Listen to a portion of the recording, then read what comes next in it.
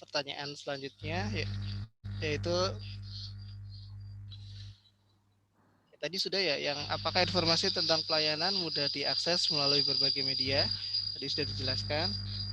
Kemudian, apakah telah terdapat sistem punishment atau sanksi reward bagi pelaksana layanan serta pemberian kompensasi kepada penerima layanan bila layanan tidak sesuai standar? Kalau saat ini memang sedang disiapkan surat edaran terkait reward and punishment. Kami saat ini belum eh, apa namanya mengimplementasikannya. Akan tetapi kalau terkait dengan reward, yaitu kami memberikan contoh yaitu terkait Satya Lancana Karya Satya ya.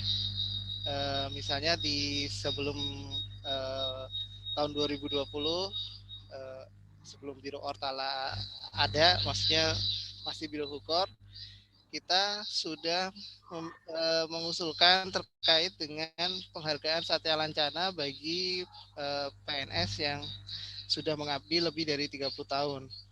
Kemudian di tahun 2021 ini kami juga sedang mengusulkan untuk salah satu pegawai, kebetulan Bu Zulaica, itu untuk mendapatkan Satya Lancana. Mohon maaf, itu tulisannya 20 tahun tapi seharusnya 30 tahun. Seperti itu. Untuk eh, apa namanya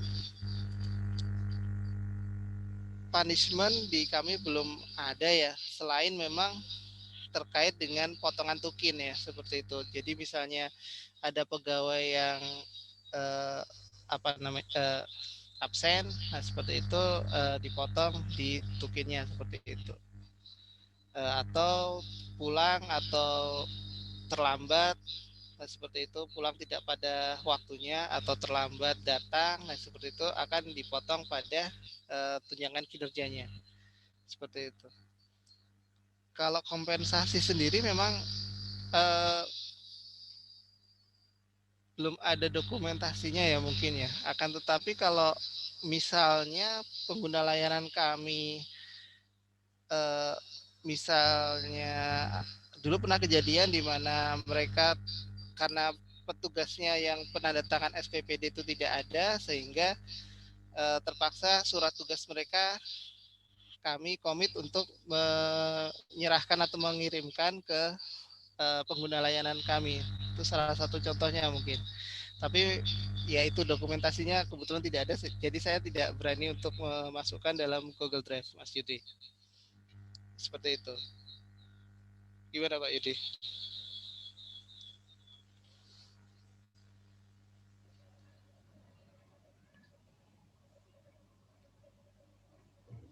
Baik. Di kolom chat ada pertanyaan dari Galeri Nasional. Apakah Satya Lencana tidak tumpang tindih dengan area SDM atau tetap sinkron dengan area pelayanan? Silakan Mas Wan.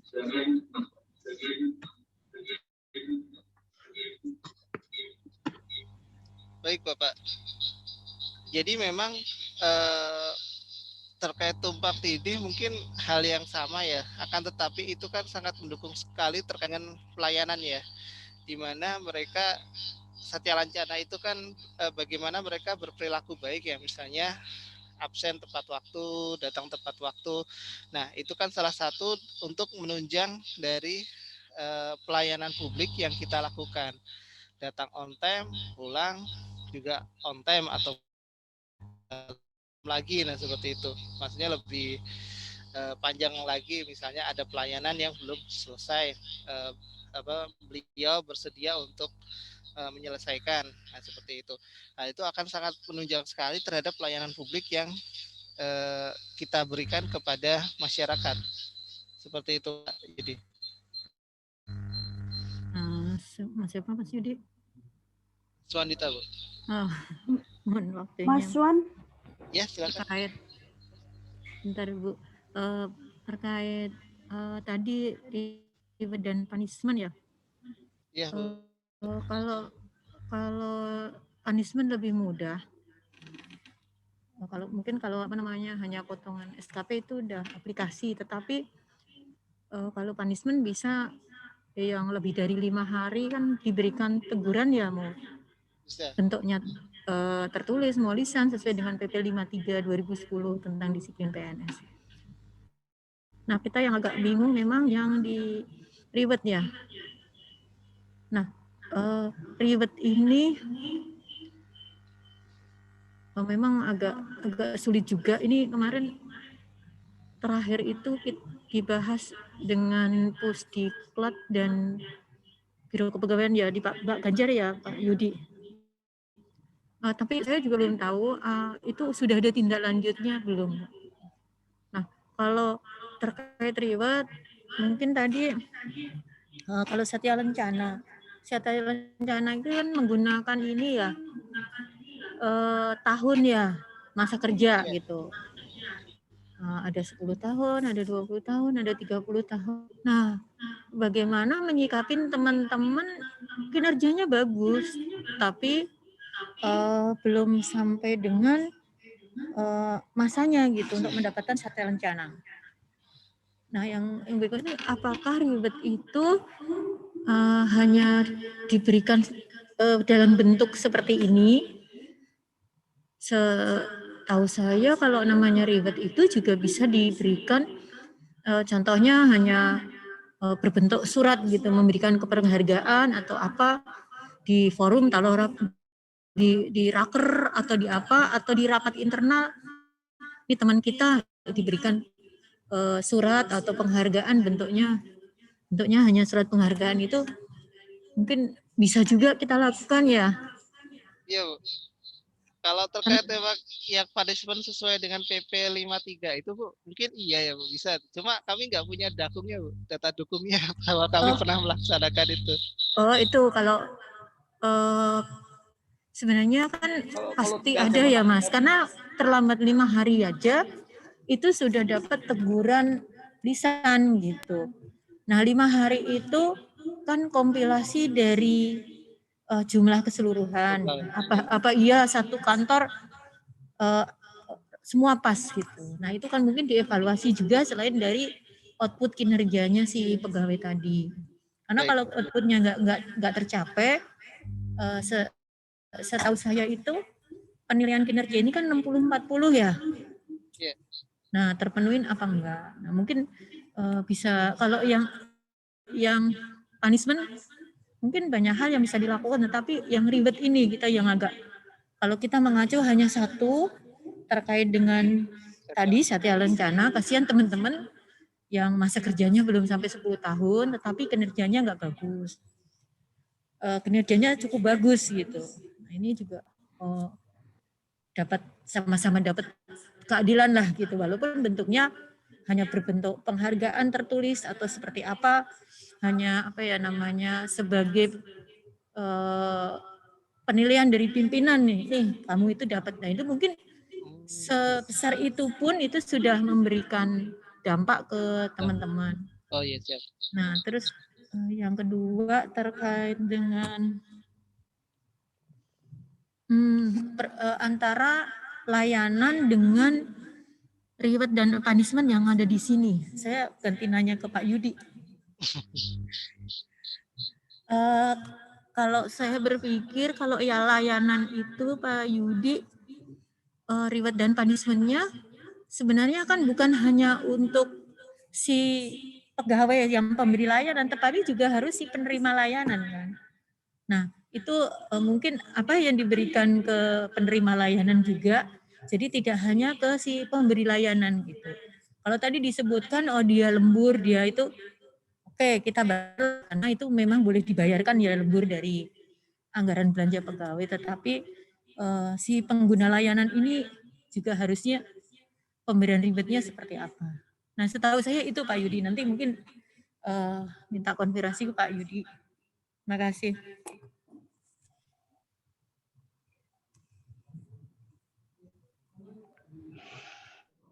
Terima kasih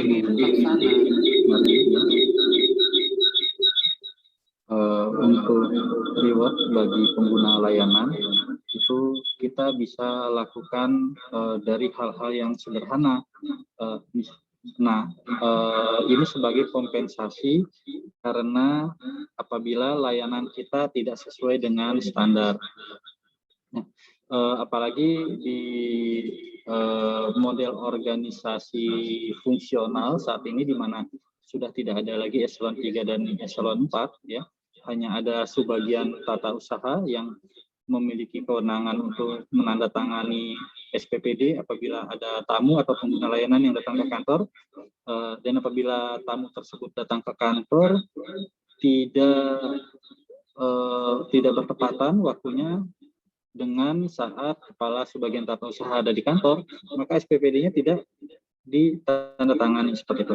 Nah, kompensasinya yang sederhana, ya, kita di Biro Orpala akan mengirimkan SPPD yang sudah ditandatangani ke pengguna layanan yang telat kita berikan tanda tangan SPPD-nya karena kondisi kepala subbagian tata usahanya sedang WFH misalnya, seperti itu. Nah, kalau itu sebenarnya bisa dilakukan sih Pak Yudi, karena masa satu sekretariat jenderal tidak ada satupun pejabat yang hadir. Hanya ada Kasubag TU, kalau nggak sekretariat mungkin kalau nggak di Biro Orpala di biasanya bisa. Nah, itu juga sebenarnya layanan juga sih. Itu Bu Margi. Mas Wan, ada yang tambahkan?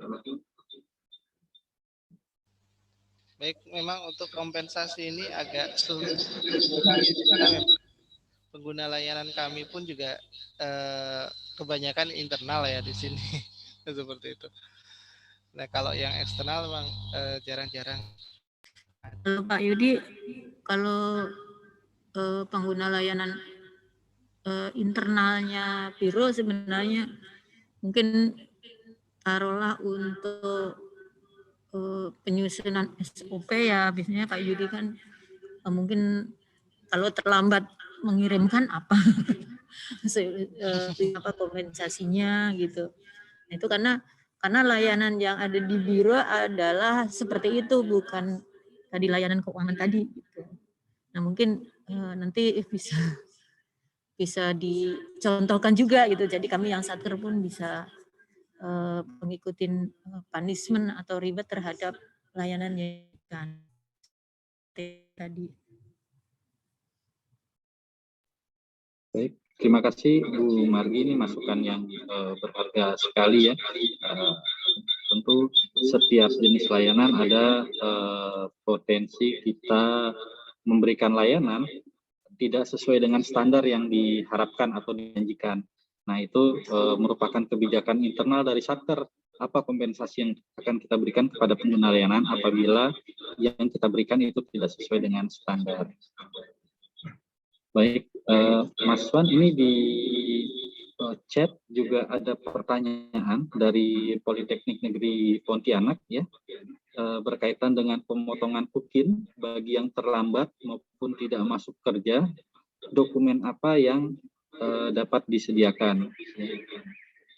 Polnet sudah melakukan itu, sedangkan untuk reward setiap 1 tahun sekali Polnet berikan penghargaan, cuma dokumennya hanya berbentuk foto saja. Lanjutannya, nah seperti itu bagaimana? Silakan Mas Wan. Baik, terkait dengan pemotongan tukin mungkin bisa dilihat pada laporan ya, tukin bulan keberapa, kemudian bulan keberapa mungkin diberikan narasi kenapa terjadi pemotongan, mungkin keterlambatan atau bagaimana, keterlambatan berapa hari sehingga terjadi pemotongan berapa ribu. Kemudian yang di sini kami sudah lakukan itu. Sedangkan untuk reward setiap 1 tahun sekali kita berikan penghargaan, cuma dokumennya berbentuk foto saja. Bagaimana itu seperti itu bagaimana? Mungkin tadi yang seperti yang dijelaskan Bu Margi, mungkin bisa di situ diberikan narasi ya terkait dengan foto itu, ceritanya itu bagaimana, laporannya seperti apa, makna dari foto itu seperti apa. Misalnya pemberian penghargaan kepada pegawai berprestasi dalam artian pemberian pelayanan terbaik. Nah, seperti itu. Nah, itu saya kira sudah bisa ya Pak Yudi ya untuk jadikan dokumen pendukung. Nah, seperti itu. Ada narasinya. Mungkin kalau bisa ya Pak Yudi dan Mas, kalau bisa jangan hanya foto penghargaannya gitu, tetapi minta tolong ada prosesnya juga gitu. Kadang kan ada penetapannya melalui SK atau apa gitu. Nah, kalau data dukungnya kayak dari absen gitu kan lebih mudah itu ditarik ya Mas. Udah dukung. Nah, iya, nah ada penetapannya lah gitu. Pegawai berprestasi taruhlah di satuan kerja A, tetapan dengan surat keputusan siapa 1, 2, 3 gitu. Minimal ada itu gitu sebagai dasar untuk menerbitkan surat penghargaan tadi. Baik, masukannya bagus Bu Margi. Izin menambahkan Ibu Bapak Pak Swadita. Ya, silakan Bu. Ya, terkait dengan indikator apakah telah terdapat reward dan punishment ya untuk penilaian kita. Ini sepertinya dari paparan Bu Margiati dan Pak Swadita bisa disimpulkan sepertinya punishment dan reward ini untuk internal dan eksternal. Kalau internal tadi kan kita mudah ya Bu ya. Kalau punishmentnya misalnya tadi terdapat pemotongan tukin apabila yang bersangkutan terlambat atau dalam hal absensi. Kemudian rewardnya tadi penghargaan bisa pegawai yang terapa gitulah. Kemudian kalau untuk eksternalnya mungkin reward yang bisa kita berikan juga kepada pelanggan kita yang menggunakan layanan di tempat kita itu mungkin dalam bentuk ya tidak hanya ucapan terima kasih mungkin ya, kita bisa memberikan, apakah ini yang ingin saya tanyakan, bisa kita reward terhadap pelanggan kita memberikan sebuah cenderamata dalam artian gantungan kunci yang tentunya tetap menggunakan tanda terima Bapak sebagai bentuk kompensasi kita, misal kita terlambat melayani pelanggan kita. Nah seperti itu. Apakah itu bisa juga dimasukkan dalam data dukung kita, bukti dukung kita untuk indikator ini? Demikian Pak Swadita. Apakah itu bisa reward kita bisa memberikan kepada pelanggan kita sebuah misal gantungan kunci lah yang berlogokan lembaga kita tetapi tetap menggunakan tanda terima. Apakah itu bisa kita gunakan juga data dukungnya? Baik Bu. Ya. Di tahun 2020 kemarin ketika pelaksanaan penilaian RBI oleh Kemenpan itu ketika itu masih dinilai oleh inspektorat, sebenarnya bisa Bu, hanya pertanyaannya itu ketika ada audit, nah itu sumber dananya dari mana, itu pertanyaan auditor itu kadang tuh agak menjadi membingungkan itu. Ya. Seperti itu dulu. Mungkin ini ya Pak. Bu Margi. Kalau dari sisi aturan sepanjang itu bukan gratifikasi, ya, ini masih dibolehkan boleh. Ya. Tetapi sebelum ini diberikan, yang minta tolong itu SOP-nya dulu ditetapkan gitu. Jadi pada waktu kita akan menganggarkan itu ada dasarnya. Untuk membuat KAK segala macam kan pasti di perencanaan diminta, itu bisa dianggarkan. Mungkin di 02 atau di mana, tapi posnya itu dijelaskan dulu gitu. Jangan tiba-tiba ada pemberian reward ke penerima layanan tetapi di posnya belum dicantumkan. Kayaknya prosedur di belakangnya itu Bu. Bisa konflik kepentingan nanti. benturan kepentingan ya Pak ya. Pak, Makanya dua hal yang berbeda gitu. Oke. Kalau konflik kepentingan kan harusnya si penerima layanan ke kita ngasihnya, dan itu gratifikasi atau suap itu berjalan gitu. Kalau ini kan kita memberikan rewardnya ke penerima layanan, beda. Nah, kalau Artinya tetap Kementerian Keuangan oke. kayak KPPN itu untuk yang kinerjanya bagus itu diberikan layanan jadi tanpa ngantri gitu. Nah, itu bisa juga Iya, iya. dilakukan Oh di ya, satuan kredit. istilahnya jalur khusus gitu Bu ya. Ya, jalur khusus betul. Perlu ada dana itu kalau begitu ya. Iya. dana. Anggarannya dari mana? Kalau nggak ada anggarannya nggak mungkin. Siap. Iya Ibu. Terima kasih Bu dan Pak Wadita untuk pencerahannya. Terus Baik, Pak Son. Ini di kolom chat Unimed juga bertanya, di pelayanan publik ini dokumen pendukungnya sistem punishment atau reward ya. Di bidang SDM bukti dokumennya surat sanksi atau teguran atau sertifikat penghargaan. Apakah seperti itu?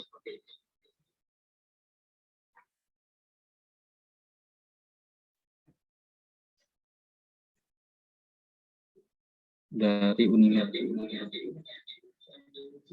Ya.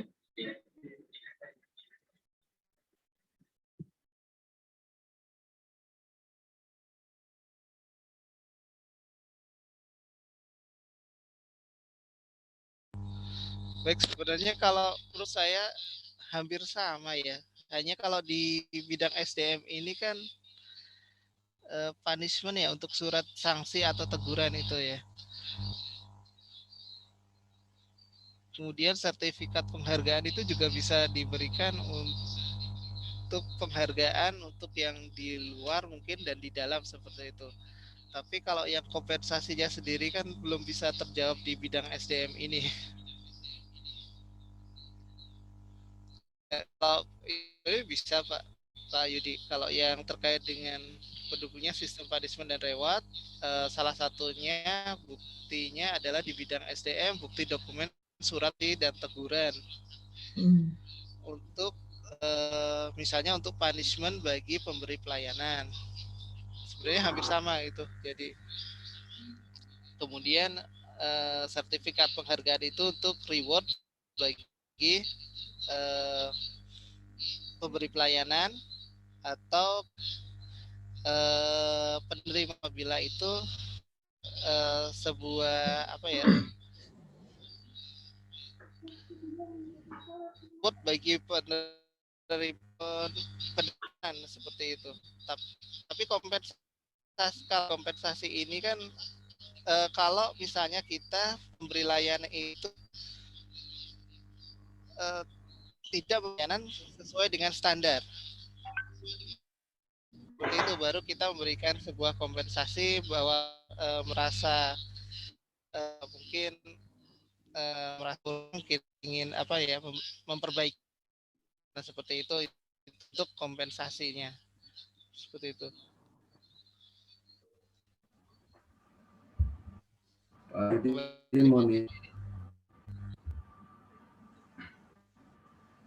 Bagus. Mohon izin Agus dari Pempa 3 Bahasa. Ya ini terkait dengan sanksi dan hukuman gitu ya, atau penghargaan bagi mana ya, artinya kan kita ya. Sementara di P4 3 Bahasa ini hanya berupa teguran bagi pelaksana jika dia lalai begitu ya, atau tidak melaksanakan sesuai dengan SOP. Nah, kemudian reward yang kami berikan ini berupa misalnya semacam piagam, kemudian karena di P4K itu kan bentuknya kan dia ada ruang kelas, ada asrama, dan lain. Itu ada setiap tahun itu memberikan penghargaan terhadap tugas asrama itu begitu ya. Dan itu yang kita dokumentasikan. Apakah memang seperti itu? Penerjemahan kelemahannya ya ini, dan kemudian terkait dengan kompensasi tidak terserah ini berangkatnya dari mana begitu ya? Apakah dari ada komplainan dari masyarakat, kemudian lalu dia harus kita tuangkan dalam sebuah dokumen SOP atau gimana nih yang terkait dengan kompensasi bagi masyarakat yang merasa tidak sesuai penerimaan pelayanan kami begitu kira-kira. Ini gimana Pak untuk yang itu Pak, kompensasi? Dan apakah yang kami ini sudah betul ya yang kami lakukan begitu, kami terapkan terkait dengan reward dan punishment bagi pelaksana layanan. Terima kasih Pak Yudi dan teman-teman.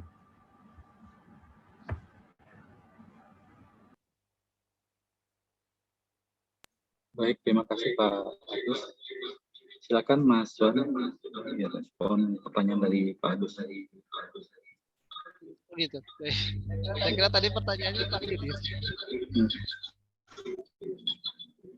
Baik Pak, itu sudah menurut saya sudah tepat sekali ya untuk memberikan penghargaan kepada pegawai yang berprestasi, termasuk di sini mungkin petugas pelayanan, mungkin tingkat security, mungkin staff dan lain sebagainya. Itu seperti itu untuk meningkatkan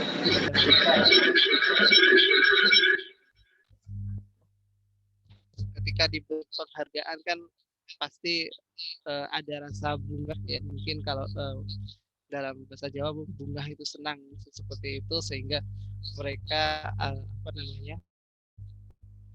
bersedia untuk meningkatkan kinerja karena saya merasa bahwa apa yang sudah diberikannya kepada pelayanan yang diberikannya itu dihargai dan kemudian terkait punishment itu mungkin ada teguran, nah itu minimal seperti itu, tapi kalau menurut saya tuh didokumentasikannya ya. Dan mungkin benar seperti Bu Margi, ada pos AP-nya terkait pemberian teguran itu seperti apa. Karena kan ada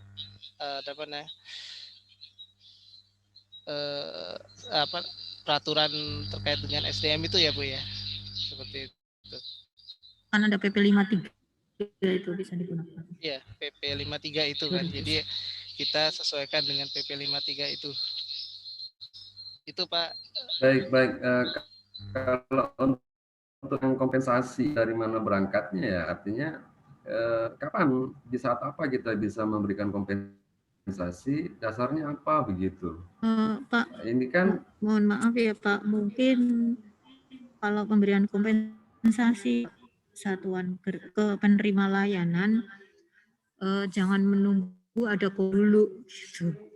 Jadi sebelum dilakukan SOP-nya itu seharusnya sudah mencantumkan apabila terjadi komplain atau ketidakpuasan si penerima layanan di situ gitu. Jadi sudah terbuka gitu. Si penerima layanan kalau dia kecewa kita tinggal menerapkan SOP yang sudah ada itu. Teman-teman yang ada di layanan pun nggak kebingungan pada waktu dikomplain.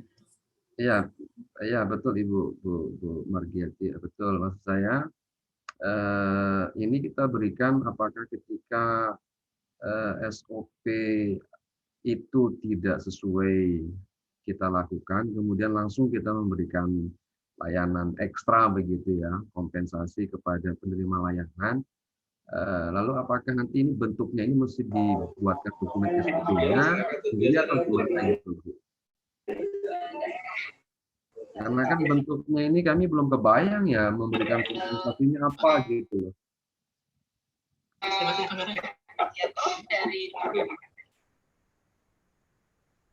Ya, mohon izin Agus.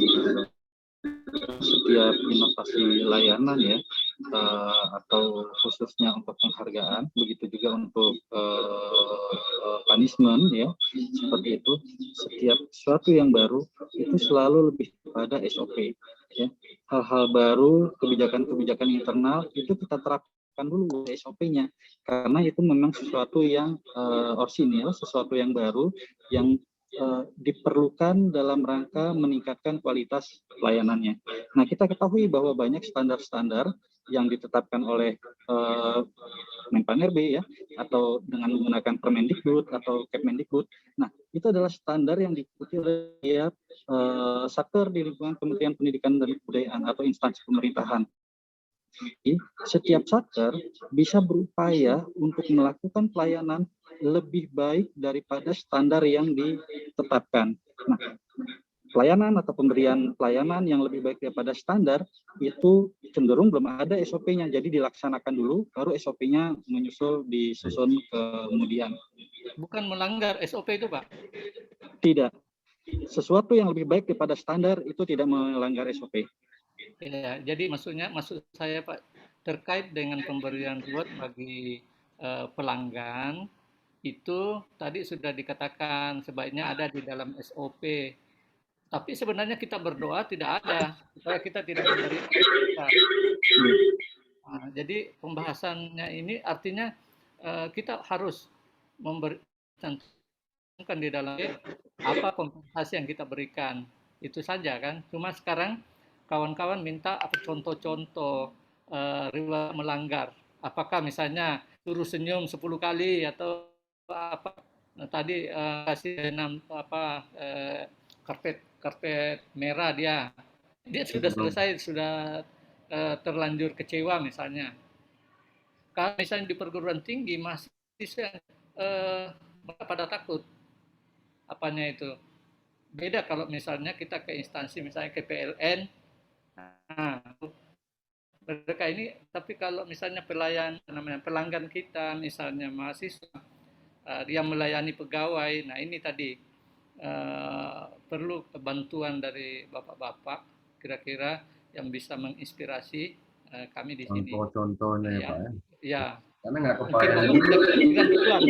Karena kepikiran duluan ya. Kami ini begitu bagus juga ini. Seperti di pesawat terlambat sekian menit, kue kotak keluar. Terlambat sekian menit hotel, kayak gitu.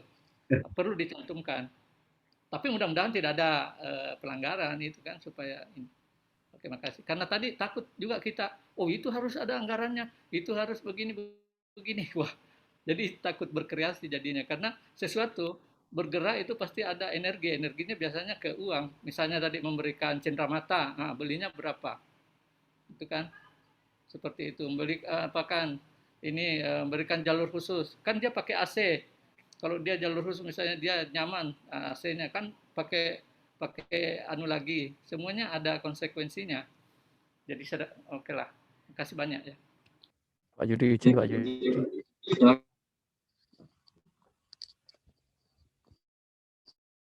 Saya harus minggir sebentar. Baik, mohon izin menyampaikan beberapa usulan sepertinya terkait dengan reward dan punishment di masing-masing lembaga tentunya berbeda.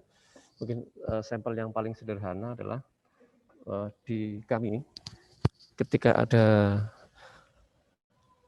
bentuknya bukan komplain tetapi bentuknya adalah masukan ataupun yang lainnya melalui email dalam kurun waktu sekian tidak terjawab dan sampai mereka mengirimkan email kembali, maka kami melakukan tindakan memberikan bentuk barang publikasi, Pak, yang kami share kepada mereka yang tidak menerima pelayanan secara cepat.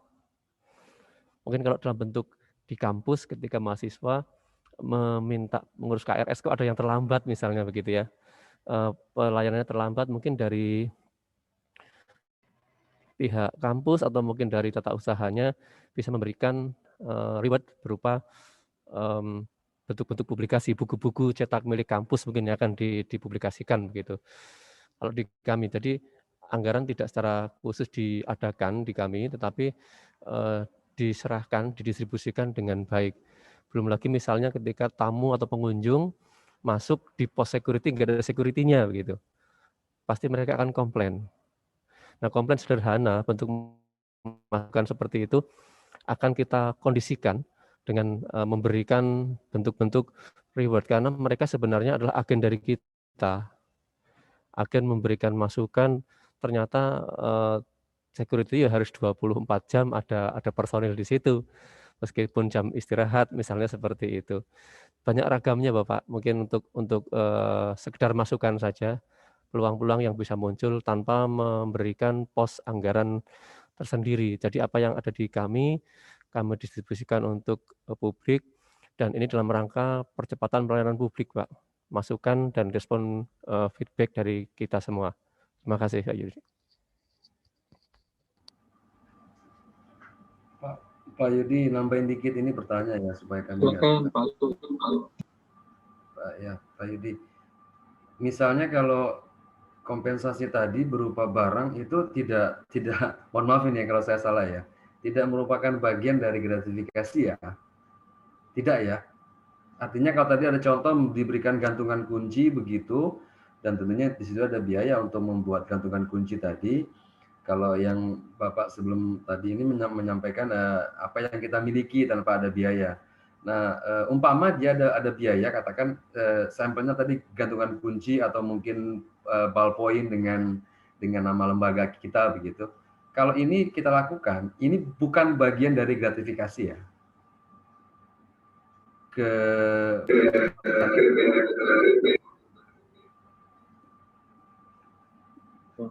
Kalau logika gratifikasi dari pengguna layanan kepada pemberi layanan, Pak, ya. Kalau dari pemberi layanan kepada pengguna layanan ya itu namanya layanan. Walaupun penerima layanan kita sama-sama ini loh, instansi pemerintah juga loh. Oh iya. Nah, atau begini Pak. Kalau kita kan suka ada kunjungan terus kita berikan plakat, ya kan, plakat itu sebagai tanda penghargaan atau penghormatan kepada tamu yang datang. Mungkin kita bisa buat plakat permohonan maaf ya, kita sampaikan kepada pengguna layanan yang menerima layanan tidak sesuai standar yang sudah kita janjikan, dan permohonan maaf itu kan poinnya itu adalah permohonan maaf. Betul, karena kita tidak bisa memberikan pelayanan sesuai standar yang diperjanjikan. Nah, dari Kepala Polresta Bekasi ya, Kota Bekasi. Nah, di Polresta Bekasi dia sudah WBBM, kalau ada yang layanan yang diberikan tidak sesuai standar yang diperjanjikan, misalnya dalam rangka pengurusan SIM ada yang merasa telat dan komplain, maka Mapolresta Bekasi melalui akun medsosnya itu menyiarkan, merilis permohonan maaf selama 7 hari berturut-turut kepada pengguna layanan tersebut di akun Instagramnya, akun Facebooknya Mapolresta Bekasi ditujukan kepada pengguna layanan, karena Mapolresta Bekasi itu telat dalam memberikan pelayanan pengurusan SIM gitu, karena waktunya tidak sesuai dengan standar yang diperjanjikan. Nah, itu contoh kompensasi punishment kepada pemberi layanan karena tidak berhasil memberikan layanan sesuai yang dijanjikan kepada pengguna layanan. Sangat sederhana, tidak memakan biaya sama sekali, hanya menyampaikan permohonan maaf selama 7 hari berturut-turut dalam akun medsosnya. Nah, mungkin teman-teman di sini ada yang pernah mendengarkan Kepala Mapolresta Bekasi menyampaikan hal tersebut saat kita undang di Rembuk Nasional di Pusdiklat tahun 2018.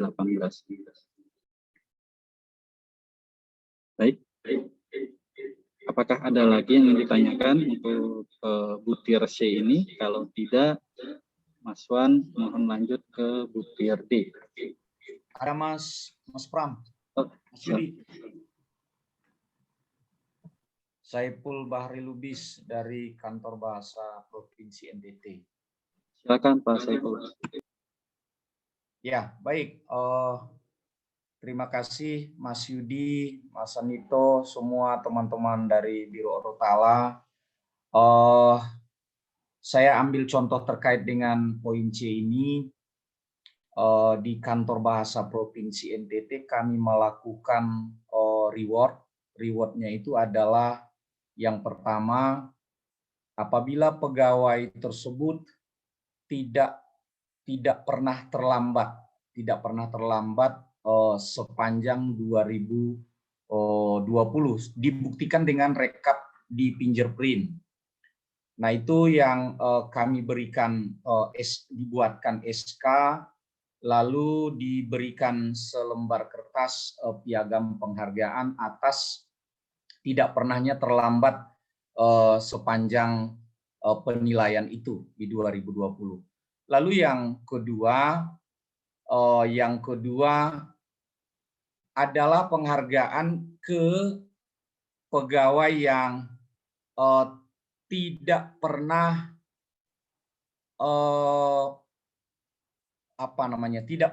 tidak hadir begitu ya, selalu hadir sepanjang tahun. Itu juga kami beri penghargaan dengan di SK-kan lalu dibuat piagam penghargaannya. Sebaliknya yang berbentuk hukuman, kalau ada yang terlambat dengan waktu tertentu memberikan respon di SINDE, itu juga kami berikan hukuman semacam surat yang sifatnya memberitahukan ke beliau bahwa jangan lagi diabaikan dalam hal merespon SINDE. Tapi kami belum buat posnya atau SOP-nya, belum kami buat. Akan tetapi ketentuan kehadiran itu kan sudah ada aturannya. Ketentuan untuk merespon SINDE itu kan juga sudah ada aturannya. Apakah yang kami lakukan itu sudah benar atau bagaimana? Itu saja, Mas. Terima kasih. Terima kasih, Pak Saiful.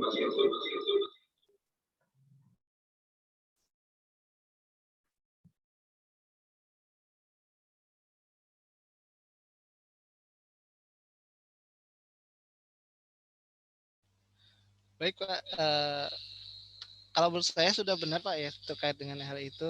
Memang sejalan dengan yang dikatakan Pak Yudi, memang walaupun belum ada posnya pun, pos AP-nya pun, sebenarnya kalau itu sebuah inovasi mungkin posnya bisa disusulkan ya, maksudnya bisa disusun ya terkait dengan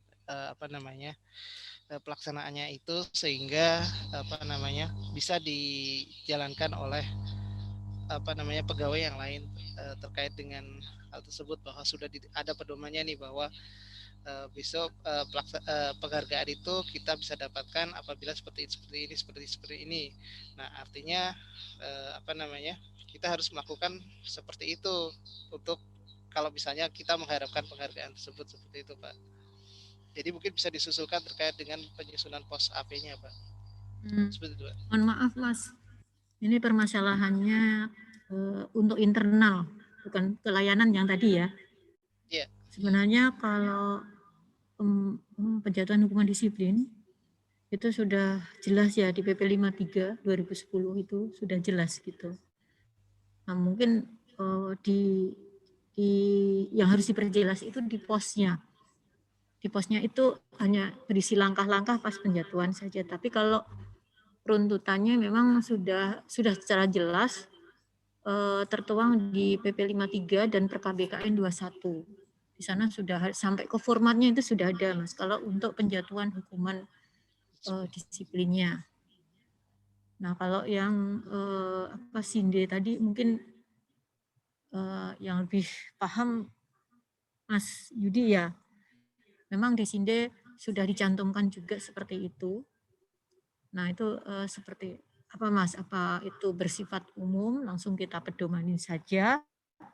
Karena itu sudah diunggah dan sudah dipublikasikan secara umum seperti halnya PP 53 gitu. Nah, kalau terkait dengan tadi sebenarnya kalau yang perguruan tinggi tadi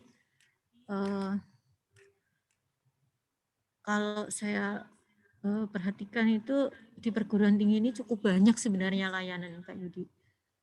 Kayak di perpustakaan, nah mungkin sebagai ribetnya pun kayak mahasiswa itu biasanya kalau ke perpustakaan itu ngantri atau jumlah hari peminjaman buku dibatasin. Nah, untuk yang mendapatkan ribet mungkin tadinya cuma dikasih 5 hari, bisa diperpanjang sampai 10 hari. Nah, itu pun sebenarnya juga sudah ribet juga gitu. Bisa juga kalau tadi dari Galeri Nasional mungkin kayak di Badan Bahas itu cukup banyak, terutama buku-buku cetakan hasil karya teman-teman penulis di Badan Bahasa itu cukup banyak. Nah, itu biasanya karena anggarannya pun sudah sesuai, yaitu akun menggunakan akun belanja yang untuk bantuan untuk diserahkan ke masyarakat. Nah, itu biasanya untuk yang komplain layanan gitu, biasanya kami berikan itu Pak Yudi, dengan catatan saya minta tolong dengan menggunakan tanda terima, biar kami juga yang di laporan keuangan ini nggak kerepotan gitu untuk mengeluarkan mengurangi jumlah persediaan tadi. Nah, itu ada yang bentuknya kalau ada KBBI ya kami berikan KBBI, kalau ada tata baku bahasa Indonesia ya kami berikan itu, kalau memang ada bacaan mungkin ada layanan UKBI yang kecewa gitu, biasanya itu kami berikan hal-hal seperti itu. Karena itu juga kita berpikir itu cukup bermanfaat gitu untuk baik dari sisi literasi maupun tata bakunya. Itu Pak Yudi, terima kasih. Mohon izin Pak Yudi, Mas Wan. Silakan. Ya, saya dengan Gita, Biro Umum. Tadi saya sedikit tertinggal, mohon izin. Tadi ada sempat mendengar ada yang unit kerja yang sudah mulai menjatuhkan hukuman disiplin terkait penggunaan SINDE yang belum optimal, gitu ya. Ini juga menarik ya, Ibu Bapak ya, karena tadi baru aja ada surat yang dikirimkan ke kementerian lembaga lain minta data, suratnya dari Dikti begitu. Suratnya dari Dikti dan ternyata itu suratnya palsu. Nah, salah satu cara kita mengecek adalah dengan tata naskah dinas, dengan nomornya. Ketika kami melihat nomornya itu bukan nomor yang sesuai dengan tata naskah dinas, yang artinya nomornya tidak diambil melalui SINDE. Nah, pengambilan nomor di SINDE itu kan merupakan salah satu proses ya di SINDE-nya ya. Jadi memang penting sekali seluruh unit kerja itu mengoptimalkan penggunaan SINDE untuk komunikasi kedinasannya, untuk menjamin tadi kepastian dan kalau misalkan ada yang mencurigakan kita bisa mudah mengeceknya gitu. Ini sih menarik juga kalau memang diperbolehkan bisa dikaitkan dengan kinerja pegawai gitu ya. Bahwa ketika SINDE untuk di lingkungan kerjanya belum dimaksimalkan, belum dioptimalkan untuk urusan kedinasan, bisa jadi pegawai tersebut diberikan teguran. Nah, kita juga sudah punya alat ukurnya kan ya, dengan skor statistik unit kerja yang juga sampai ke skor statistik personal. Mohon arahan Mas Yudi dan rekan-rekan di Biro Ortala. Mas Yudi, saya tambah sedikit sebelum ditanggapi. Silakan Pak Saiful. Sebagai catatan sebenarnya, dengan kami melakukan seperti itu di Kantor Bahasa Provinsi NTT, nyaris setiap 1 kali 24 jam, nilai teman-teman itu selalu 100. Kalaupun ada yang belum 100, mungkin karena sekarang masih gangguan jaringan di NTT, karena masih ada kerusakan. Tapi saya pastikan seluruh pegawai di NTT tidak pernah nilai SINDE-nya yang tidak 100. Nah, kemudian, kalaupun sekarang Kantor Bahasa NTT belum secara kelembagaan nilainya kami 100, tapi berkisar di 99, masih ada 9 surat yang belum kami unggah, sehingga 9 surat itu yang menghambat belum 100. Tetapi karena 9 surat ini kami kan terkait dengan SPK-nya teman-teman di PPNPM yang harus kami rumuskan ulang sebaik mungkin. Jadi itu sebenarnya sebagai catatan bahwa SINDE itu memang sangat strategis, sangat penting kalau benar-benar dimanfaatkan seperti yang disampaikan oleh Mbak Gita tadi. Itu tambahan Mas. Terima kasih. Assalamualaikum warahmatullahi wabarakatuh. Waalaikumsalam. Terima kasih banyak Bapak. Ya betul Pak, karena di skor statistik unit kerja SINDE kita juga melihat ketertiban pemrosesan surat keluar. Ketika nomor diambil harus ada unggahannya. Itu juga ada maksudnya bahwa nanti kita bisa mengecek. Jadi kalau misalkan operator yang nggak tertib ngambil nomor tapi nggak diunggah lampirannya, ya nanti masyarakat tidak bisa mengecek gitu kan, tidak bisa mengecek keaslian dari surat tersebut. Begitu Kalau memang ini dimungkinkan sangat sangat baik sekali kita bisa bekerja, bisa gandengan gitu ya dengan urusan kinerja kepegawaian. Terima kasih.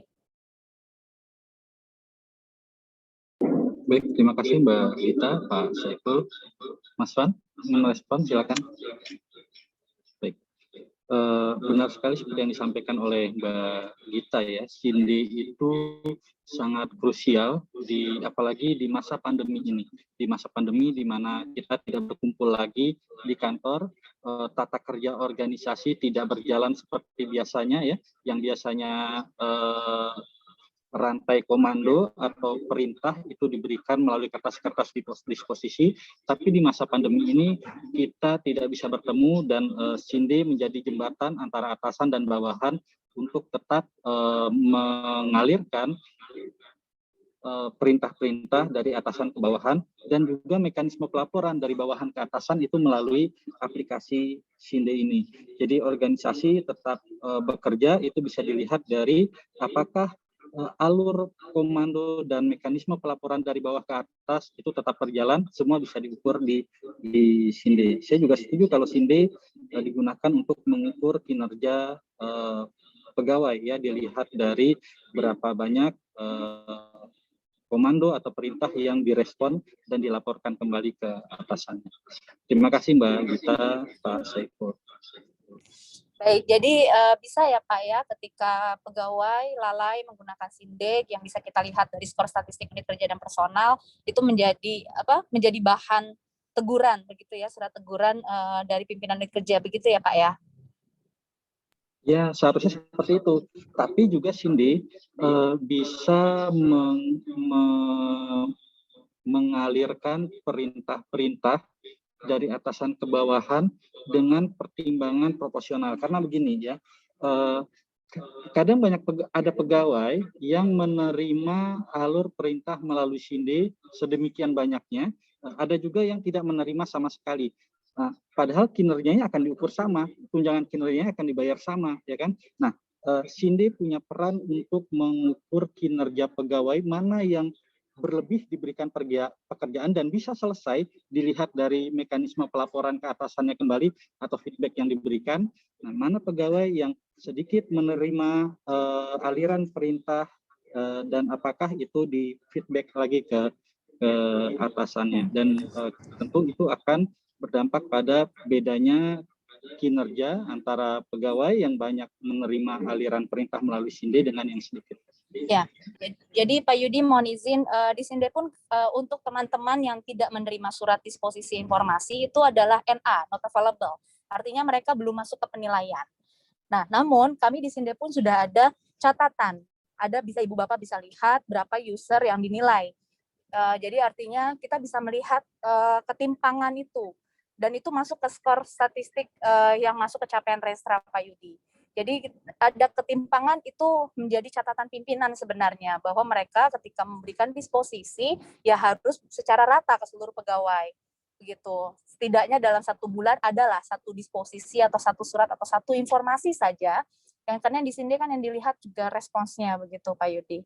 Sebenarnya itu sudah kami fasilitasi. Tinggal ya tadi kalau ini memang menjadi boleh menjadi catatan untuk kinerja pegawai juga, mungkin bisa menjadi menjadi poin penting juga gitu. Misalnya teman-teman jadi lebih aware, lebih sadar bahwa harus baik pegawainya maupun juga manajemennya. Oh ya berarti ini harus dimaksimalkan penggunaan Sinde, bahwa pemberian disposisi nggak boleh ke 1-2 orang tertentu gitu, tapi harus ke seluruhnya.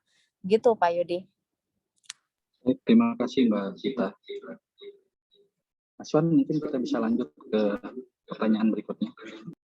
Mas Yudi, yang Mbak Gita sedikit, karena kebetulan.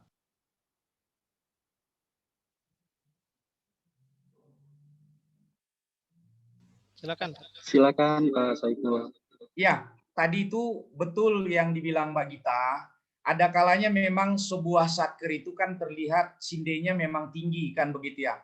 Tetapi karena responnya cepat, tapi karena hanya didisposisi ke 1-2 orang yang itu saja. Jadi berbeda sebenarnya dengan Sinde yang didistribusikan secara merata, sehingga secara umum bisa kita lihat jumlah user yang ada di situ merespon atau tidak. tetapi kadang ada yang didisposisi hanya ke orang-orang tertentu yang merespon. Jadi sehingga terkesan nilainya tinggi. Betul tadi yang disampaikan Mbak Dita, sudah punya alat ukur seberapa banyak user yang terlibat, seberapa banyak yang merespon di situ, dan itu juga harus menjadi pertimbangan. Begitu, terima kasih. Baik, terima kasih masukannya Pak Saiful. Mohon izin lanjut, kita hampir jam 3 nih, berarti di Papua sudah jam 5. Silakan Mas Wan lanjut ke slide berikutnya.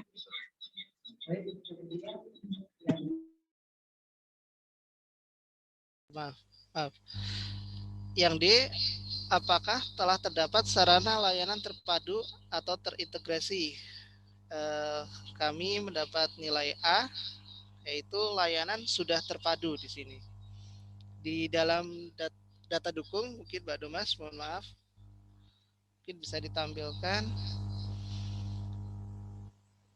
Kami terkait dengan pelayanan, kami sudah mengarahkan ke ULT ya, sebagai keterpaduan layanan di Kementerian Pendidikan dan Kebudayaan. Yang nomor 1, Mbak, mohon maaf.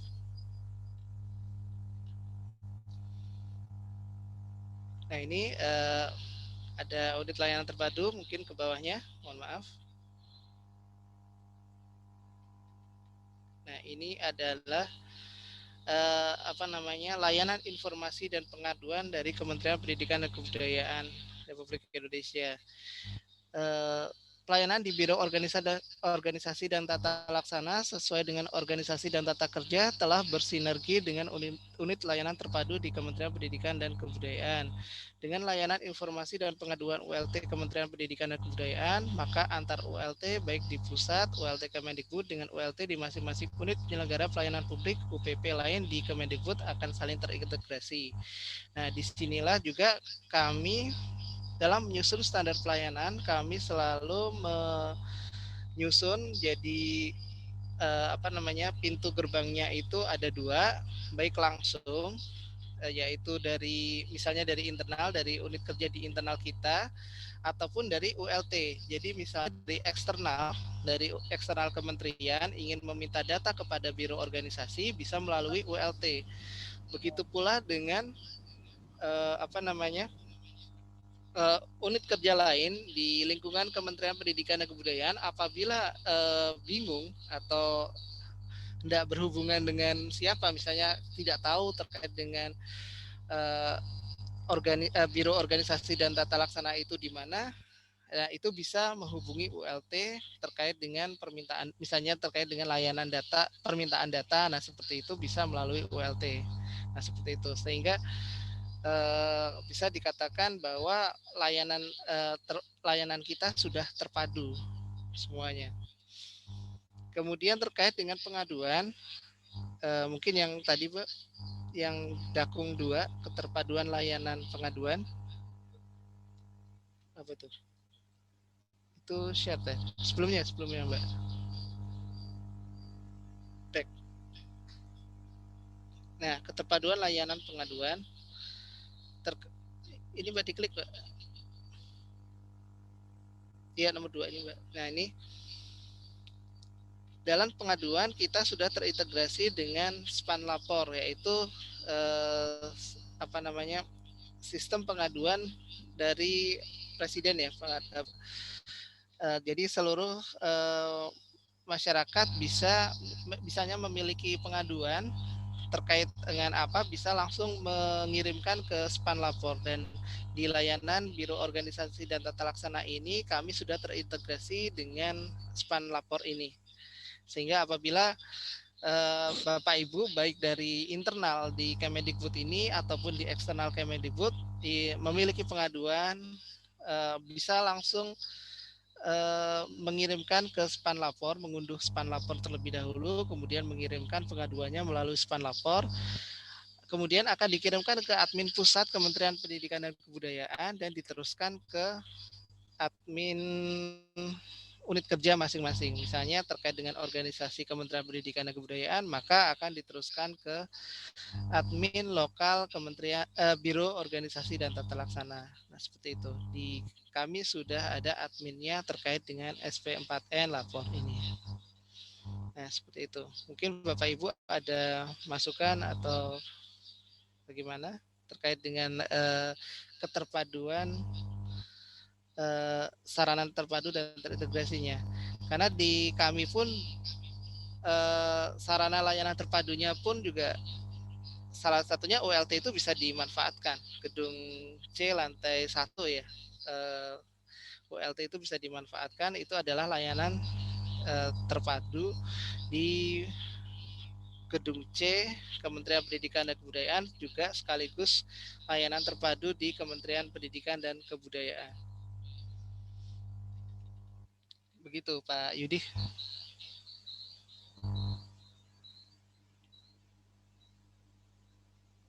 Kemudian lanjut Pak. Baik. Apakah terdapat inovasi pelayanan? Nah, dari kami ada beberapa aplikasi yang kami kembangkan yang menurut kami ini adalah sebuah inovasi dalam pelayanan kami, yaitu aplikasi CFO yang kami bangun di tahun 2020. Kemudian aplikasi si Anjap. Nah, seperti itu. Kalau dulu misalnya saya analogikan terkait dengan aplikasi si Anjap, dulu kalau terkait dengan analisis Bapak Ibu kalau ingin melihat mungkin secara manual atau menanyakan langsung kepada Biro Organisasi dan Tata Laksana. Akan tetapi dengan adanya aplikasi si Anjap, unit kerja UPT di daerah bisa langsung melihat terkait dengan analisis peta jabatan yang ada di unit kerja mereka. Seperti itu. Bisa dilihat Pak data dukungnya. Nah, ini SS aplikasi CFO. Kemudian ada juga si Anjap. Nah, ini merupakan inovasi kami dalam pelaksanaan pelayanan KAPI di bidang analisis jabatan dan analisis dan evaluasi organisasi. Mungkin ada masukan atau pertanyaan dari Bapak Ibu?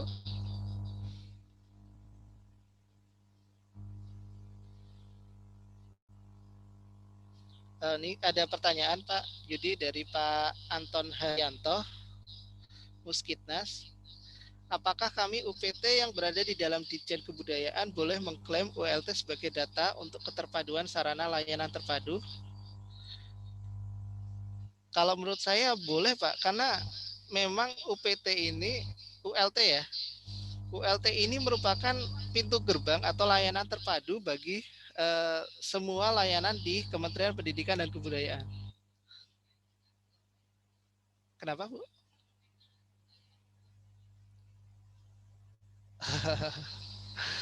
Tapi sistemnya ada Bu. Kan sistemnya itu tinggal terintegrasikan saja Bu.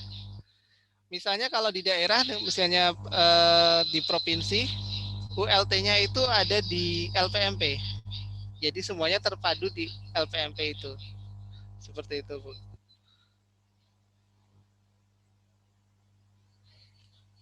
Di lantai 1 itu kebudayaan buka loket nggak untuk masyarakat yang akan menanyakan tentang kebudayaan gitu. Sehingga ada yang jaga enggak gitu. Oh, ada yang jaga apa tidak? Iya, ya.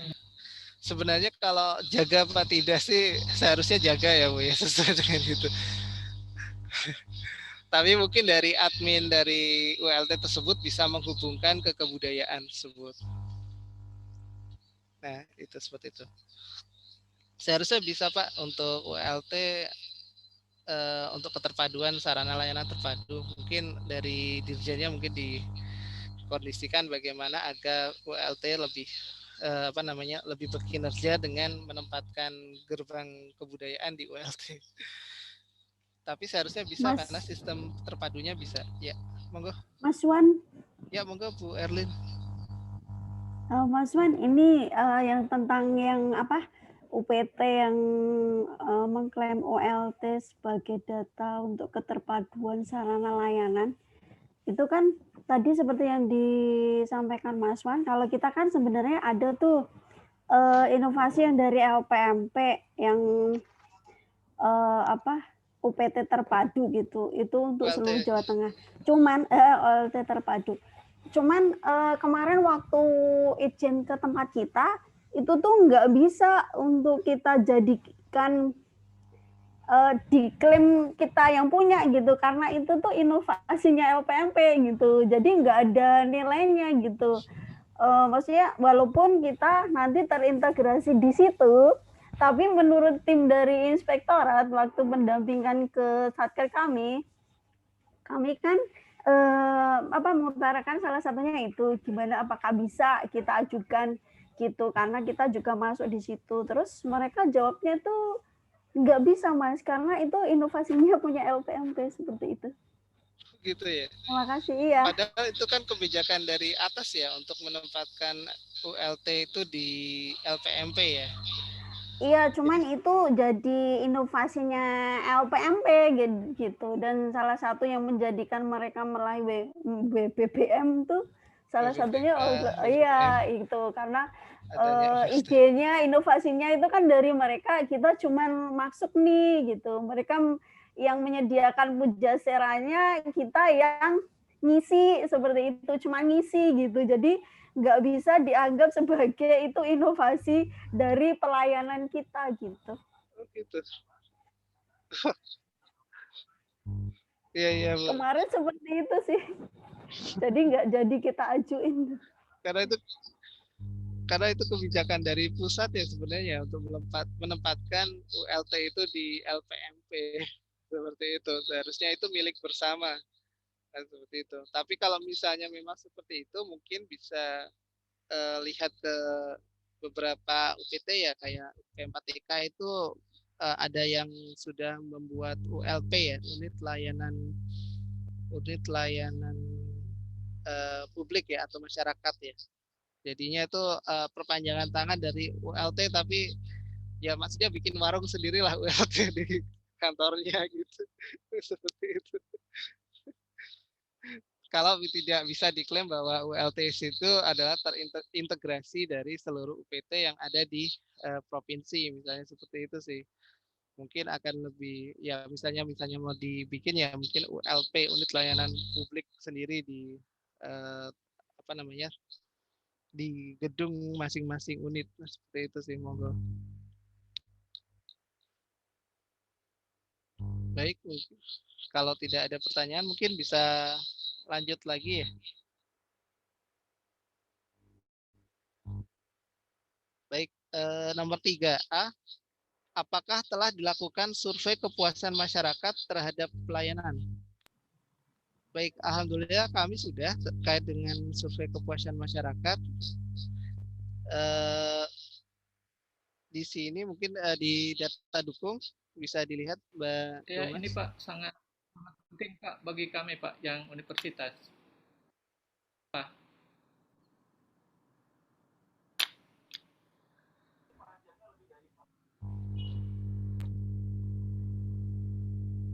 Yang SKM Mas, yang atas SKM aja, tulisan SKM. Ya. Nah ini mungkin ya saya tampilkan hasilnya saja.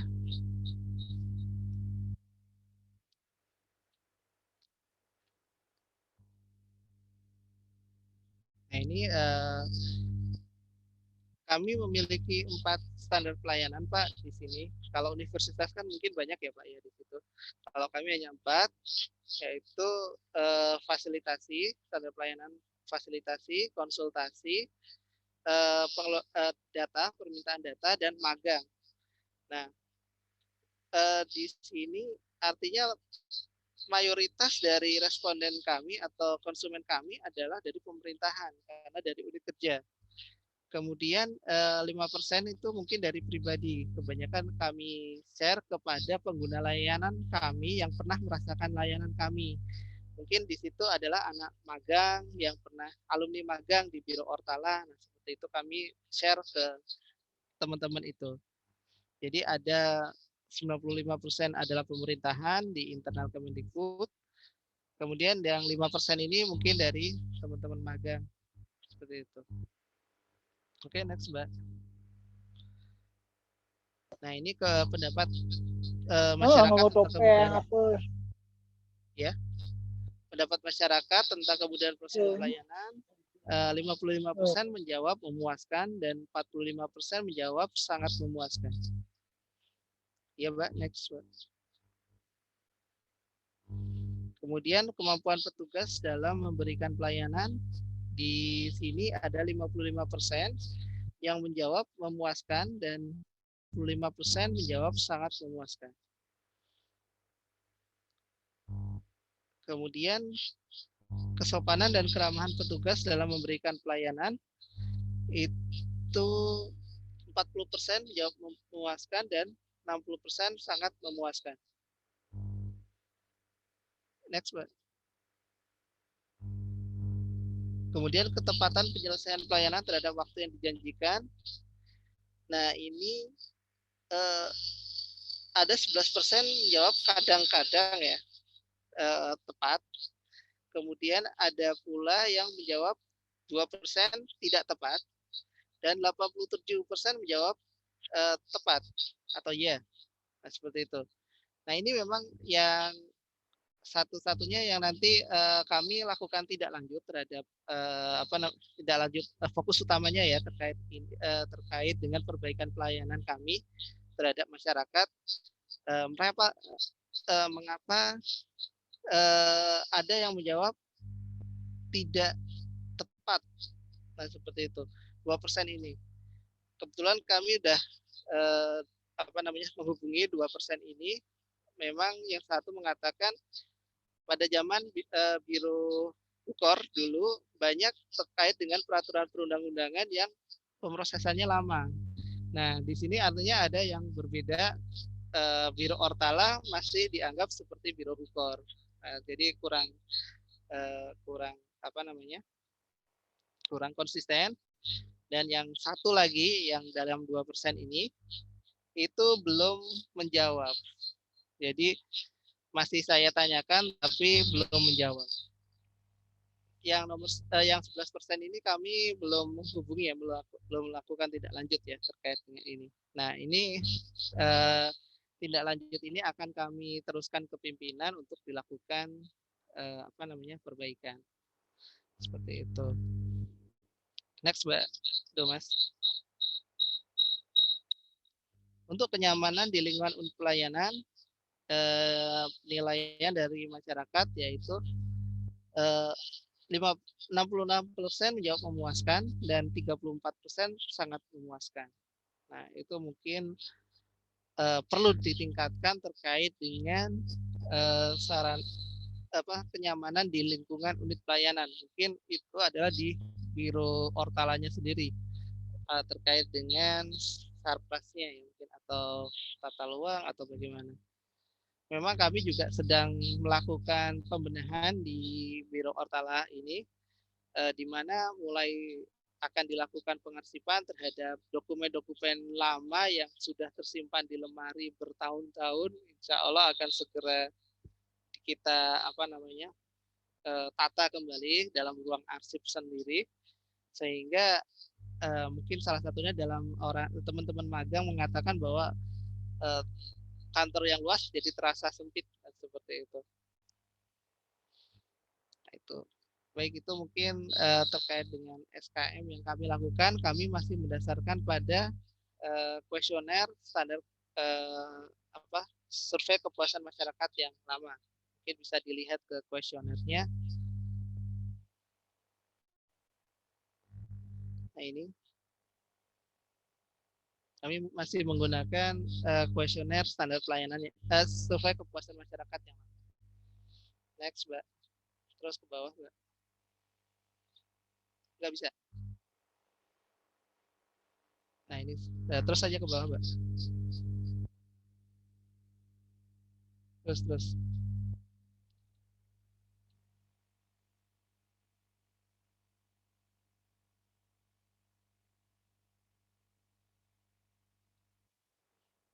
Oke. Nah, seperti itu Bapak Ibu.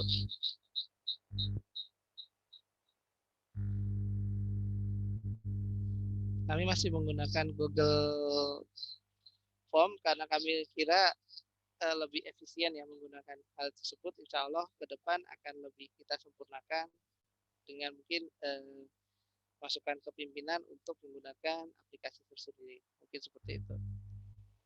Oke.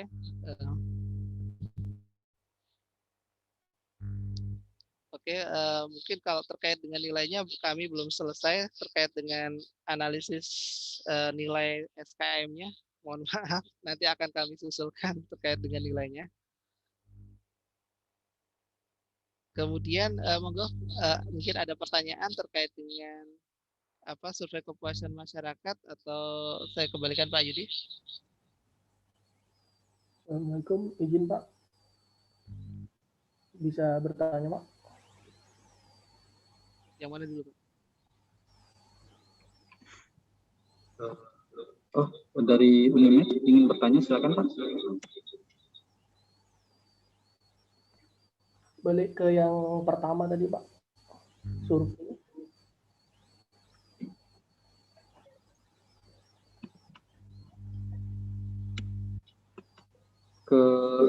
Untuk survei kepuasan kami kan dari perguruan tinggi Pak ya, dari fakultas begitu Pak.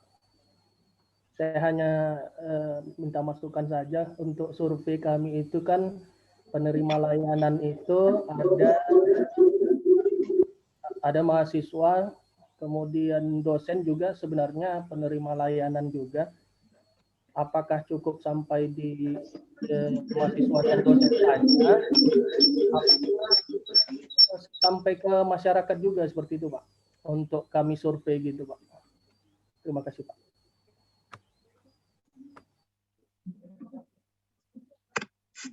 Baik Pak, terkait dengan kepuasan masyarakat ya Pak ya. Memang kalau dalam undang-undang tentang pelayanan publik itu masyarakat itu sangat beragam ya Pak, artinya ya di situnya ya bisa orang perorangan, kemudian badan usaha, badan hukum, kemudian dan lain sebagainya lah, banyak seperti itu Pak di dalam undang-undang pelayanan publik. Nah, artinya kan kalau SKM itu kan arahnya ke masyarakat, jadi bisa ke internal dan bisa ke eksternal, nah, seperti itu.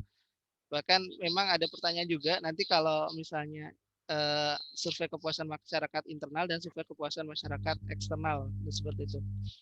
Jadi bisa karena mahasiswa itu adalah eksternal, saya kira itu bisa Pak untuk dilakukan survei kepuasannya terhadap pelayanan yang diberikan.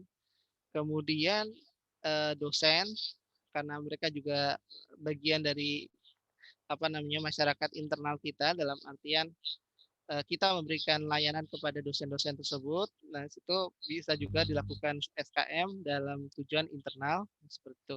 Kemudian yang terkait dengan di lain eksternal di luar dosen maupun mahasiswa, mungkin kita lihat lagi apakah ada layanan kita yang menyasar ke pihak lain di luar dosen dan mahasiswa. Misalnya adalah alumni. Nah, seperti itu bisa kita coba lakukan survei terhadap alumni. Kemudian misalnya universitas punya asrama-asrama yang bisa asrama atau gedung pertemuan yang bisa disewa oleh masyarakat, mungkin kita bisa mengambil contoh pengguna layanan kita atau yang sudah pernah menggunakan layanan kita, misalnya sudah pernah menggunakan gedung pertemuan untuk kegiatannya, seperti itu, atau masyarakat yang sudah pernah menggunakan gedung asrama atau tempat menginap di universitas atau di UPT yang memiliki tempat menginap sendiri, seperti itu Pak. Jadi tidak terbatas hanya dosen, mahasiswa, tapi mungkin pengguna layanan lain yang menggunakan layanan kita. Seperti itu, Pak.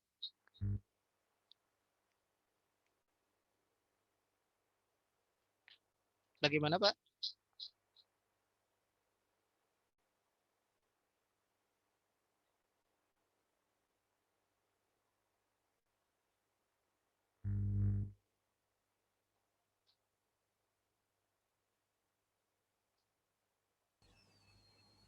Halo Pak. Mungkin salah satunya seperti apa Pak ya? Mungkin masyarakat itu penerima dampak positif dari misalnya pengabdian masyarakat dari dosen, mungkin seperti itu Pak ya.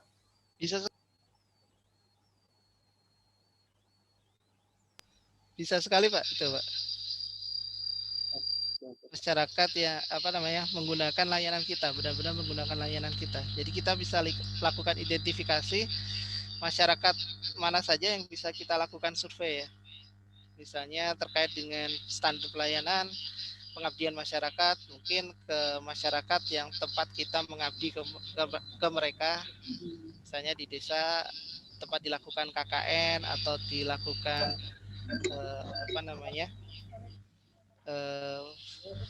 pengabdian kepada. Kemudian tadi pengguna layanan kita terkait dengan penyewaan gedung atau fasilitas lain atau sarana prasarana universitas, nah seperti itu bisa Pak digunakan sebagai responden survei kepuasan masyarakat yang pernah menggunakan layanan kita lah Pak, seperti itu. Pak, satu pertanyaan lagi Pak. Pak. Mengenai ini Pak, untuk kita survei ini, apakah kita perlu nama lengkap, data pribadi yang kita survei tersebut untuk melihat? Karena mungkin ada rasa ketakutan ketika dia membuat nilai buruk terhadap kita gitu. Monggo Pak. Bagaimana kira apa perlu kita buat data lengkap dia untuk kita simpan atau bagaimana Pak? Sebenarnya kalau data lengkap itu memudahkan kita dalam mengetrack apabila ada yang nilainya masih kurang atau perlu ditanyakan. Misalnya di kami tadi ada 2% tadi Pak yang memiliki pendapat bahwa layanan tadi kecepatan waktunya tidak tepat, tidak bagus lah seperti itu. Nah, setelah saya dapat data itu, saya coba track orangnya mana, seperti itu. Kemudian saya konfirmasi di bidang apa layanan kami itu yang kurang menurut dia. Kenapa seperti itu menurut dia, seharusnya seperti apa. Nah itu bisa Pak. Tapi mungkin kalau agak Bapak ketakutan terkait dengan privasi, mungkin bisa dikasih penjelasan bahwa data pribadi akan dirahasiakan seperti itu. Atau kalau memang hanya sebagai data simpel saja, tidak usah di-track lagi terkait dengan misalnya nilainya kurang atau bagaimana, ya sudah berarti nilainya kurang, tidak perlu di-track lagi atau tidak perlu konfirmasi lagi, ya monggo-monggo saja sih Pak, tidak perlu data pribadi lengkap. Kalau saya sih hanya nama dan surel di di kuesioner saya, dari nama, surel, kemudian direktorat asal. Nah seperti itu. Jadi mudah saya, karena kan kita di internal Kemendikbud, jadi mudah menemukannya orang tersebut, kemudian kita melakukan konfirmasi, dan data itu yang bagian nama kita tidak publikasikan. Gitu, kita jaga privasi mereka.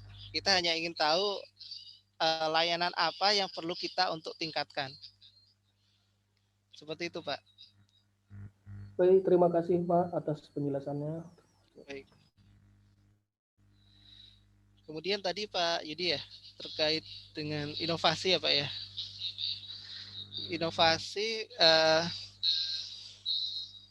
kalau dari data Menpan itu saya pernah dengar itu paling tidak 2 tahun ya kalau itu dikatakan sebagai inovasi. Akan tetapi apabila di suatu unit tersebut itu memang benar-benar sebuah eh,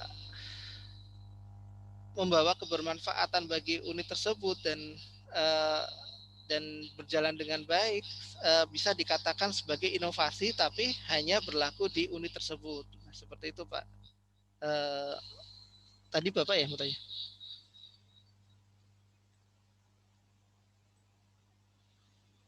Iya, Bu Tati ya. Seperti itu.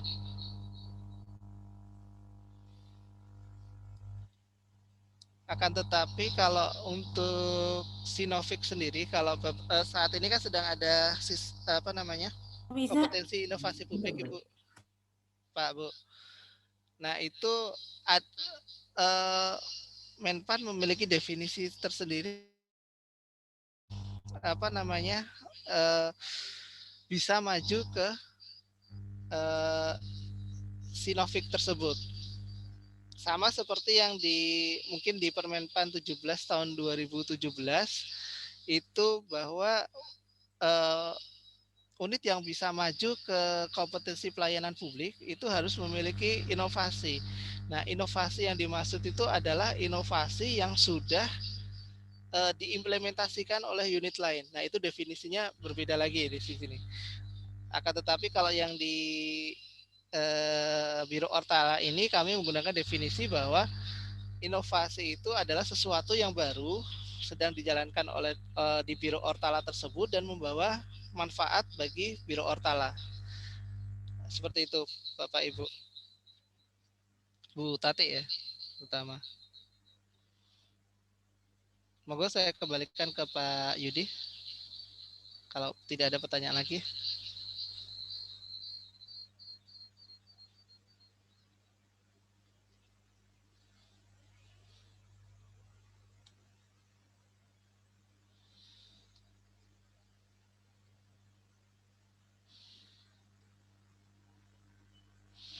Ya, dari Karir Indonesia Nasional, Pak, izin bertanya, apa bukti untuk menyatakan jika inovasi tersebut direplikasi? Sedangkan replikasi tidak pernah 100% diterapkan, selalu ada penambahan di tempat lain. Oh ya.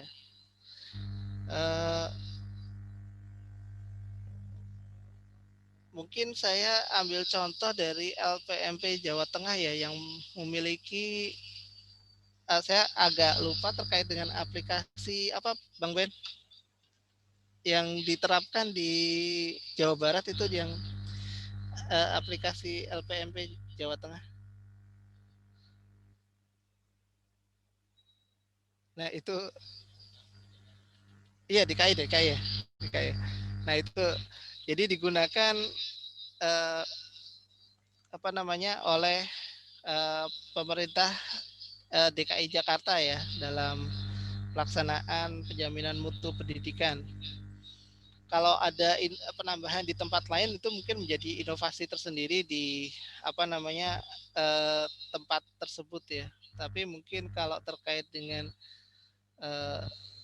apakah inovasi tersebut sudah direplikasi, mungkin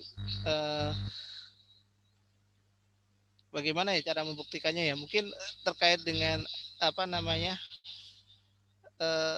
pastinya kan dari tempat lain tersebut kan pasti minta izin ya untuk mereplikasi ya. Nah mungkin ada berita acara atau notula dalam pelaksanaan kegiatan tersebut, pertemuan tersebut, dan seperti itu bahwa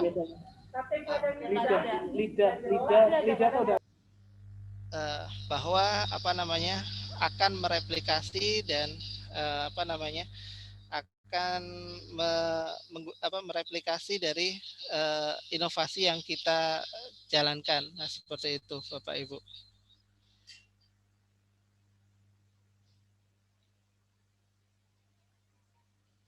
Apakah boleh dengan menyampaikan konsep secara menyeluruh saja? Maksudnya bagaimana nih, Pak?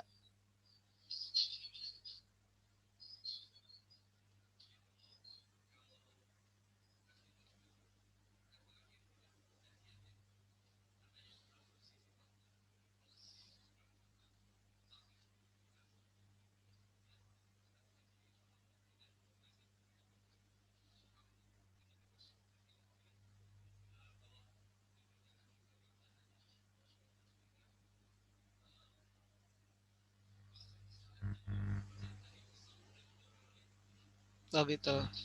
Baik.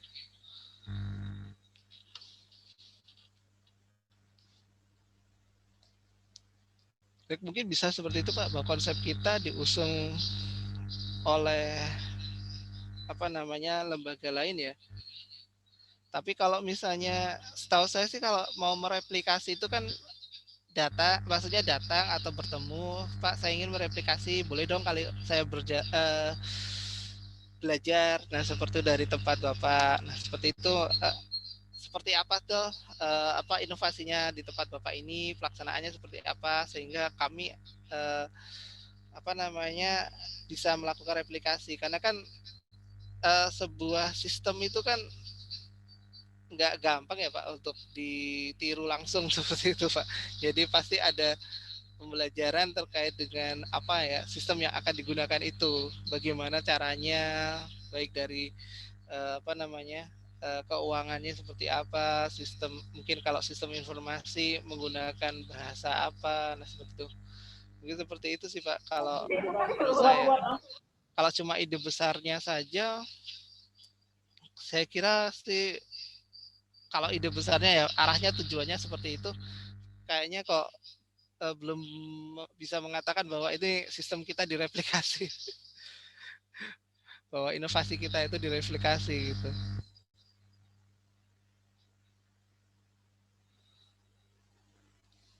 Moga Pak kalau ada itu. Moga. Saya kembalikan Pak Yudi. Ini Pak siapa ini?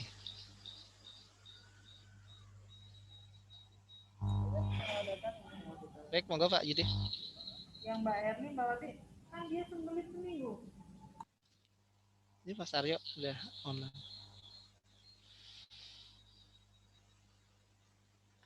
Ya, monggo Pak Yudi lanjut.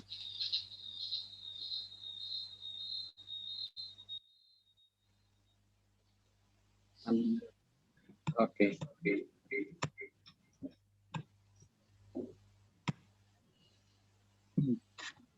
Pertanyaan terakhir Pak. Ya, apakah dilakukan tindak lanjut atas hasil survei kepuasan masyarakat? Jawaban dari inspektorat adalah itu telah dilakukan tindak lanjut. Seperti yang tadi saya jelaskan, mungkin Mbak Domas data dukungnya, bahwa setelah saya mendapatkan nilai dari survei kepuasan masyarakat tersebut,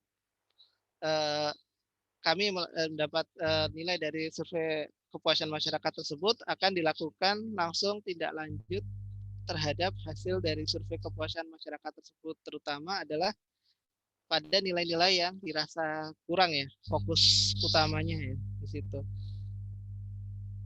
Monggo Mbak Domas. Nah ini yang PowerPoint Mbak.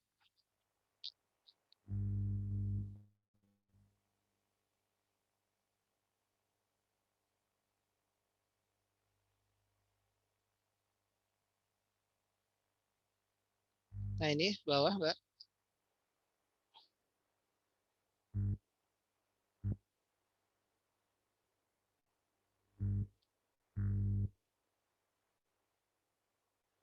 Nggak bisa Mbak.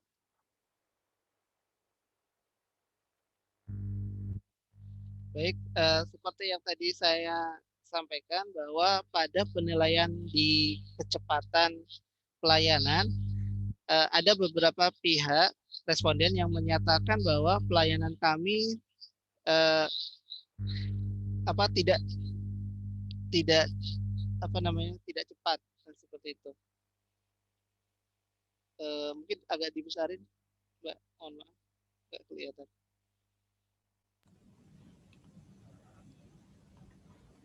Tidak tepat ya pelaksanaannya, tidak terhadap waktu yang dijanjikan. Nah, oleh karena itu tindak lanjutnya yang di bawahnya mungkin Mbak, mohon maaf. Ya ini didapat nilai bahwa ada 87,87% itu menjawab bahwa pelayanan ketepatan penyelesaian pelayanan terhadap waktu yang dijadikan itu sudah tepat. Nah, seperti itu. Kemudian pada irisan yang warna biru itu ada 11,11% yang menjawab kadang-kadang tepat. Nah, seperti itu. Kemudian pada area warna orange itu menjawab ada 2% yang menjawab tidak tepat sama sekali.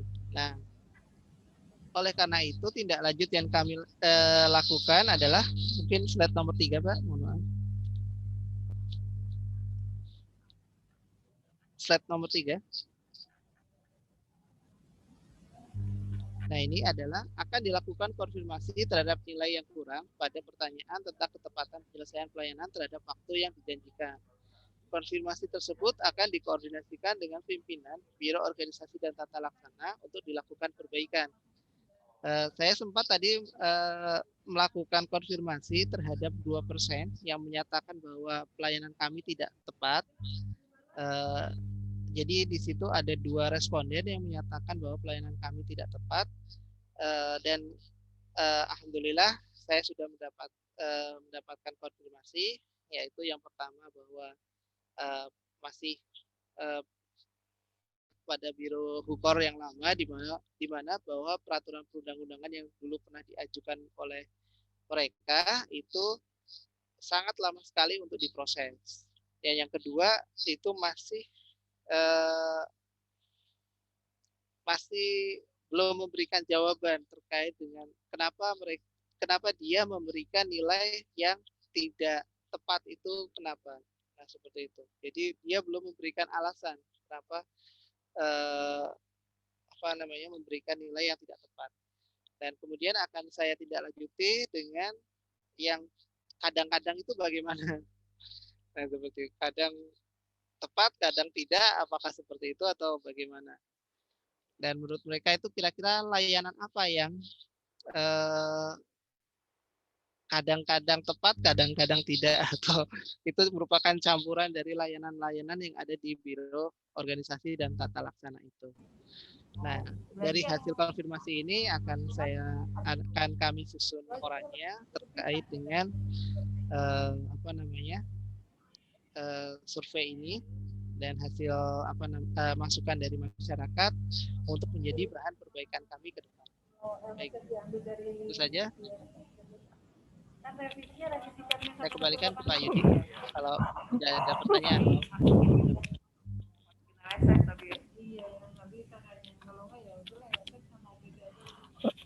Mas Wan, izin bertanya Mas Wan. Iya, Bu Erlin ya. Kan kalau dilihat dari penjelasan Mas Wan tadi, berarti kan di kuesionernya itu memang diminta mengisi nama, terus alamat email seperti itu. Nah, kemarin itu ada beberapa usulan gitu dari yang pengisi kuesioner. Walaupun di kuesioner kami itu udah diberikan pengantar bahwa data identitas dan hasil isian itu akan menjadi rahasia dan hanya konsumsi kami, tetapi ada yang minta memang nggak usah dicantumkan namanya, tapi hanya instansinya aja seperti itu. Nah, seumpama nih kita ada kuesioner yang seperti itu hanya mencantumkan instansi aja gitu. Nah, gitu untuk tindak lanjutnya itu yang pas kayak apa gitu ya Mas. Kalau tadi kan Mas Wan karena ada datanya jadi bisa dikonfirmasi, lalu masalahnya apa kok mereka bisa memberikan nilai seperti itu gitu, terus ditindaklanjuti gitu kan. Lah ini seumpama nih kuesionernya kayak gitu bentuk tindak lanjutnya gitu kalau menurut Mas Wan seperti apa? Atau memang harus dicantumkan identitas lengkap sehingga bisa kita konfirmasi lalu tindak lanjutnya lebih mudah gitu. Terima kasih Mas.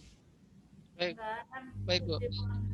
Jadi kalau terkait dengan bentuk kuesioner dikembalikan ke bentuk responden yang akan kita sebar ya Bu, yang akan kita pilih sampelnya seperti apa, kira-kira sifatnya seperti apa. Nah, itu seperti itu, Bu. Jadi mungkin saja bikin kuesioner dengan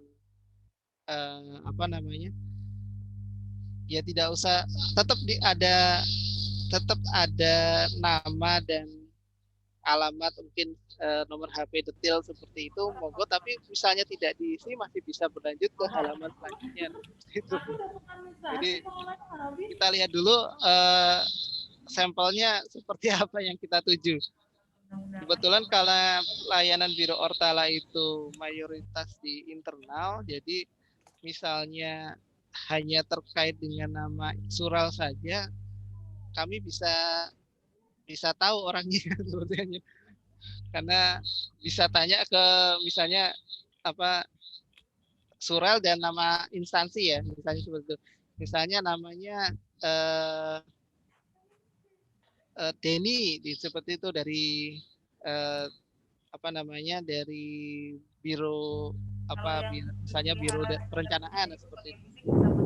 Saya mungkin tinggal cari saja dengan nama teman-teman di sana, tanya Denny-nya orangnya seperti apa, jadi bisa ditebak seperti itu, Bu. Baik, Mas Wan. Pak Yudi, izin nambahin dikit, Mas Wan ya, sedikit saja. Terkait dengan survei tadi ya, itu kan sebenarnya survei itu kan ingin kita memperoleh informasi mana layanan kita yang kurang ya, lalu apa saja yang misalnya ada tindak-tindak yang sekiranya di luar dari kepatutan dan kewajaran sebagai unit penyelenggara pelayanan publik. Nah, menurut kami Mbak Erlin, itu sebaiknya dituliskan saja namanya.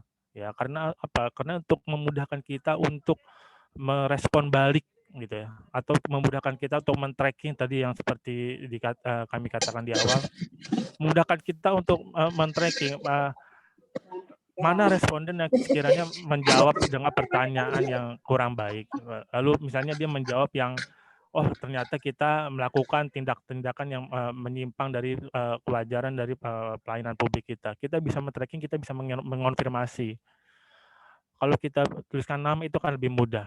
Kenapa kok Anda misalnya menjawab pertanyaan yang seperti ini? Apakah pernah mempunyai pengalaman yang jelek atau tidak baik terhadap unit kerja kami sebagai untuk terhadap pelayanan yang kami berikan gitu ya?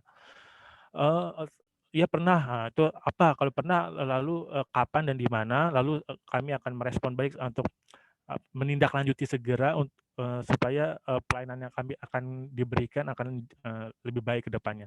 Tetapi untuk misalnya, kenapa kok jelek? Ternyata dia salah misalnya, salah mengeklik. Dia ingin ngeklik yang layanannya baik, tapi salah ngeklik, memilih yang buruk misalnya di lembar instrumennya itu. Nah itu kan akan lebih mudah Mbak Erlin. Jadi kalau menurut kami sebaiknya diberikan nama, dituliskan saja namanya dan mungkin emailnya gitu ya, dan diberikan peringatan di awal bahwa data ini perlu gitu, data ini perlu dan perlu bagi kami sebagai panitia penyelenggara survei dan akan kami rahasiakan gitu, dan ini sifatnya privasi, tidak akan disebarluaskan dan untuk kepentingan kami pribadi saja. Menurut kami gitu Mbak Erlin. Terima kasih Mas Aryo. Makasih Pak Yudi. Terima kasih Mas Aryo, Mas Wan, Bapak Ibu. Demikian selesai pendampingan pengisian LKE PMPJI ya di 6 area perubahan. Mohon izin untuk tidak keluar dulu, kita coba stop recording dan